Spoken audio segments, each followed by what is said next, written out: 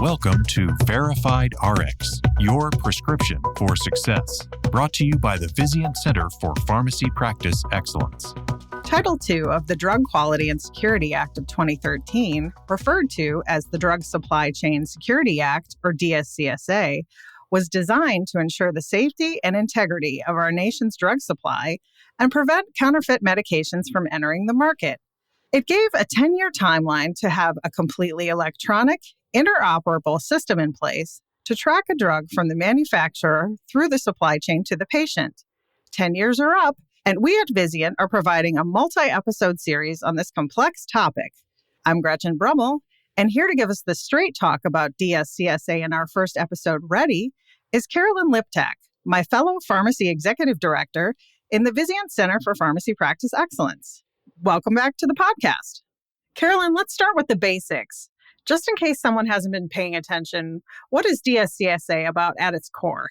Hi, Gretchen. Thanks for having me. At its core, the goal of DSCSA is to help ensure the safety and security of the U.S. pharmaceutical supply chain. The requirements aim to deter, detect, and remove potentially dangerous drugs by developing an electronic interoperable system for tracing prescription drugs as they move through the U.S. supply chain and establishing national standards for licensure for wholesale distributors and third-party logistics providers. DSCSA applies to prescription drugs in finished dosage forms like capsules, tablets, and injections. Does not apply to over-the-counter medications, blood or blood components, radioactive drugs, imaging drugs, medical gases, or lawfully compounded drugs like the ones we see from a 503B compounding pharmacy. And there has to be a change of ownership for DSCSA to apply. So there are some exceptions, moving inventory around hospitals under common control or selling minimal quantities to a licensed pharmacist, from a licensed pharmacist to a licensed practitioner.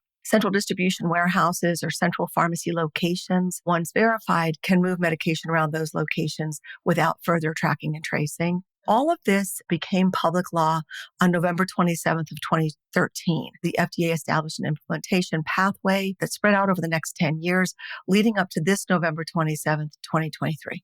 So we've been expecting this for quite some time, and folks should be familiar with a lot of the foundational concepts here, but thank you for that refresher. That'll be really helpful to set the stage for some of the other things that we're going to talk about today. Talk to me about some of the language we need to be familiar with to be ready. We have manufacturers, repackagers, wholesalers, and distributors. You mentioned 3PL, pharmacies. How does it all fit in? And really, what are the different responsibilities of each group? The term that we use to sort of collectively address all of those entities that you just mentioned, we call them authorized trading partners. And it applies to the manufacturers, repackagers, wholesale distributors, dispensers, and the 3PLs. Each trading partner must check the registration status of the other trading partners that they do business with. So if you're doing business with manufacturers and repackagers, you have to check the FDA Drug Establishment Registration Database. If you're doing business with the wholesale distributors and 3PLs, you have to check the FDA Annual Reporting Database, along with the individual state licensure websites for those wholesalers. And then for dispensers, you would check the applicable state dispensing licensing authority, which is typically the State Board of Pharmacy, but not always, because dispensers commonly would be a retail pharmacy, a hospital pharmacy, or a group of chain pharmacies, all under common ownership. Dispensers can also be any affiliated warehouse or central distribution center of those pharmacies. And a dispenser could be any other person authorized by law to dispense or administer prescription drugs, like physicians or other providers. Dispensers have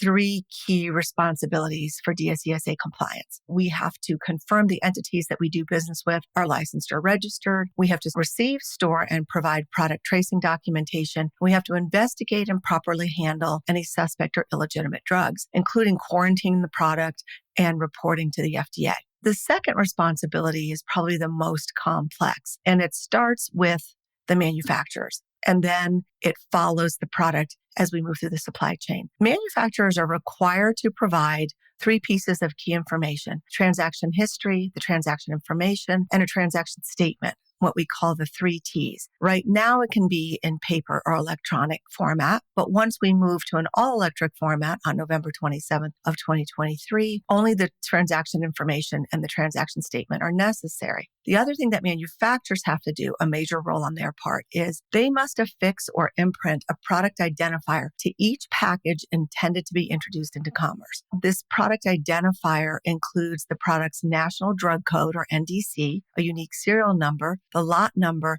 and the expiration date. And it must be in both human and machine readable format. So it has to be written and barcoded on the package. From there, wholesale distributors can only accept product if the manufacturer or other previous owner provides those 3 Ts and only if the products are encoded with the product identifier. Also, they can only take product back through a saleable return if it includes the transaction history for the product.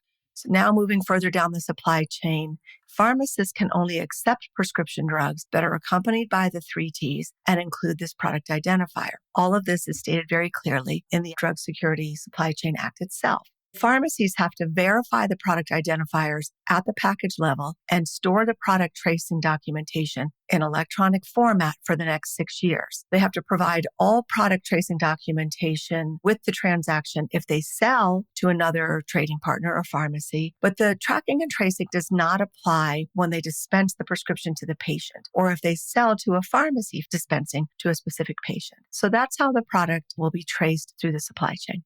It's really helpful to have those roles and responsibilities well defined. Thank you for that clarity. And at this point in the timeline, what sorts of things should we have taken care of already?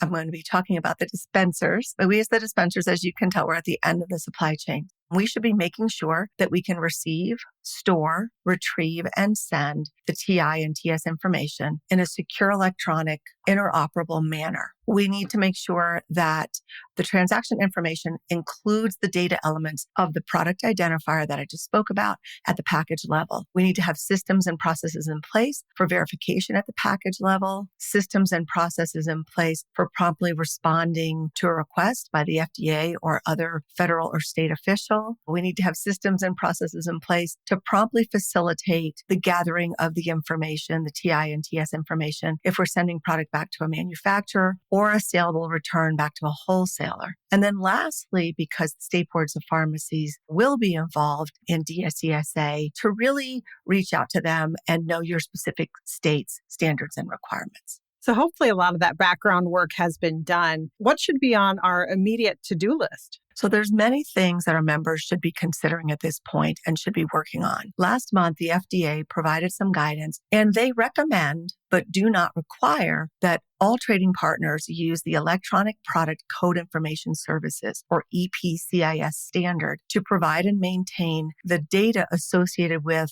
the transaction information and the transaction statements. Now, EPCIS is a global GS1 standard that allows trading partners to capture and share information about products as they move through the supply chain. There has been considerable agreement among industry stakeholders, such as manufacturers and wholesale distributors, that EPCIS is the most suitable standard to adopt for the enhanced drug distribution requirements. And the FDA recommends that trading partners make a collaborative effort to follow the same standards.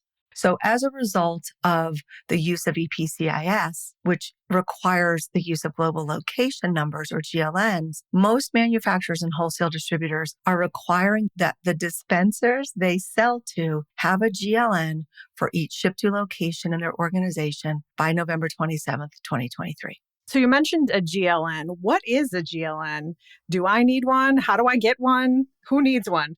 Global location numbers, or GLNs, are 13-digit unique data structures that identify an illegal, functional, or physical location within a business or organizational entity. A GLN, in terms of using them within DSCSA, it actually identifies the physical location where the medication will be shipped. So a GLN can apply to places like warehouses, pharmacies. It can even be the dock doors to the back of your hospital if that's where you receive drugs. So early on in the DSCSA pathway, around 2015, 2016, to help jumpstart the process, assuming that we would be eventually using GLNs, GPOs, including us at Vizient, began enumerating GLNs for our member providers. Wholesale distributors also began enumerating GLNs for their customers that were not part of a hospital-based health system. Those assigned GLNs can certainly be used now. However, if new GLNs are needed, in other words, if you have a newly opened location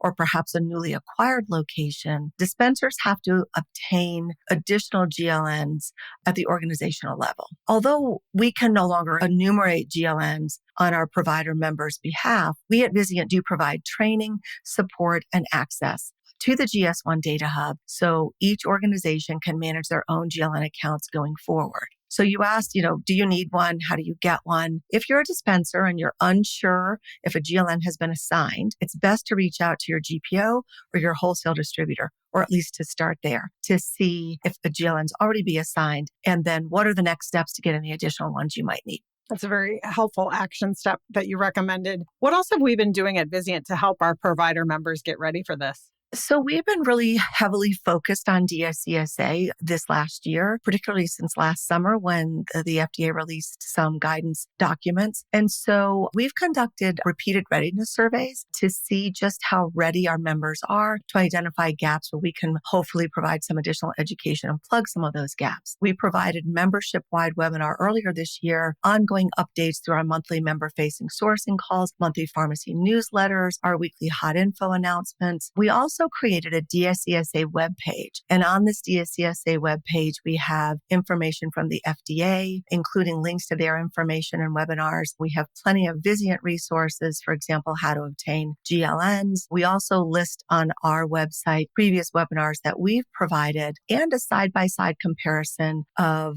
functionality for our contracted solutions providers and the major wholesalers. And then, of course, we're doing this podcast series. I think that's a lot of great information that you've pulled together for people. We'll make sure to put links to all those deliverables in the show notes for this episode. You had mentioned we have an important date coming up, November 27th, 2023. Tell me about what happens on that date.